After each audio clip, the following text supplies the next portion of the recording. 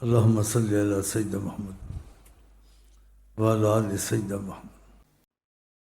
عبادت کا مغز ہے، اور فرمایا لا يرد القضاء الا الدعاء۔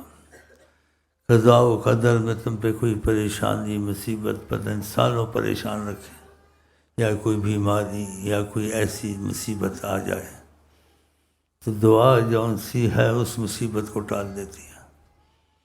تو کتنی بڑی رحمت ہے، نبی کریم اپنی امت پہ احسان فرماتے ہیں، ایسی چیزیں سکھاتے ہیں کہ جس سے اس کی پریشانیاں دنیا آخرت کی منٹوں میں دور ہو جائیں دعا کے لفظوں سے، اور اس پر یقین کرنا چاہیے۔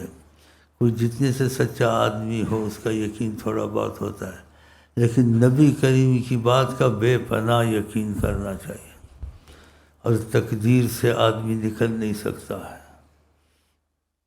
عمل میں یا کسی چیز میں۔ تقدیر میں تبدیلی اور رحمت لے آتی ہے دعا، اس کی دنیا آخرت کی مشکلیں آسان ہو جاتی ہیں، اور یہ تقدیر کی دعا ہمارے پاس موجود ہے۔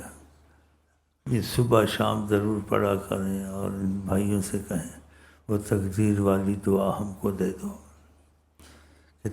دعا کے ساتھ آدمی آقا جی کہتے ہیں ہلاک نہیں ہوتا، بچ جاتا ہے، اور قضاء و قدر کو کوئی چیز ٹال نہیں سکتی، جو تم پہ ہونا ہے اترنا ہے۔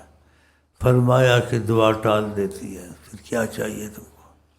تو ایسی چیزوں کو نہیں چھوڑنا چاہیے، یہاں سے وہ دعائیں لے جائیں، وہ تقدیر والی دعا دو، اور پابندی سے پڑھیں۔